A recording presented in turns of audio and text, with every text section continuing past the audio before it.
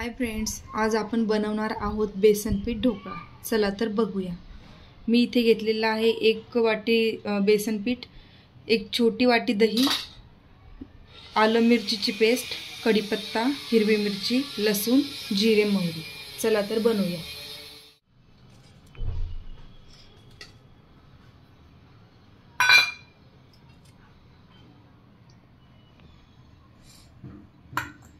आलं लसूणची पेस्ट आपल्याला याच्यामध्येच घालायची आहे।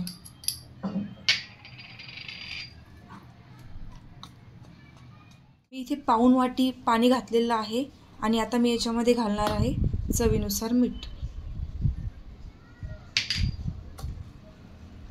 आता आपण याला 10 मिनिटे रेस्ट करू देऊया आणि नंतर बनवूया। मी इथे डब्याला तेल लावून घेत आहे।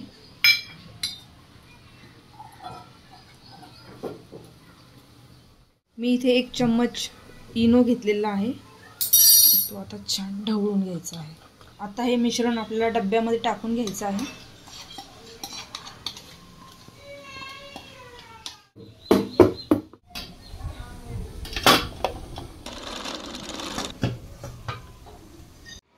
मी इथे याला 20 मिनिट स्टीम दिलेली आहे आणि मी आता याला चेक करणार।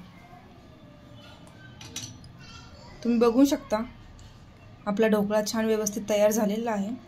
तर याला 10 मिनिटे आपण थंड होऊ देऊया। मी इथे 1 चम्मच तूप घेतलेला आहे, तुपाने छान सुवास येतो।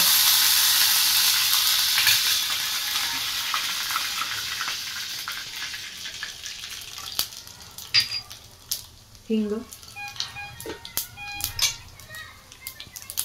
लसूण, मिरची, कढीपत्ता फोडणी होईपर्यंत आपण तोपर्यंत कट करून घेऊया।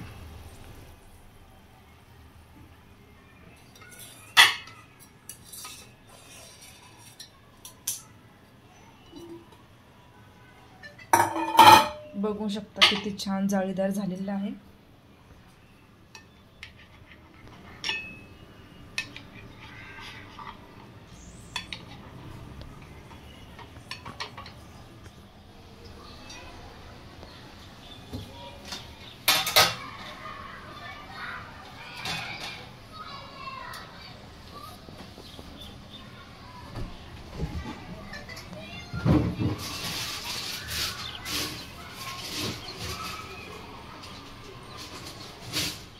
इथे आपली फोडणी तयार झालेली आहे। आता आपण याच्यावरती टाकून घेऊया।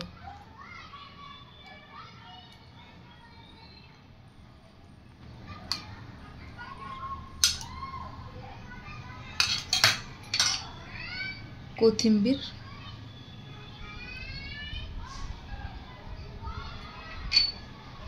आणि खोबरं।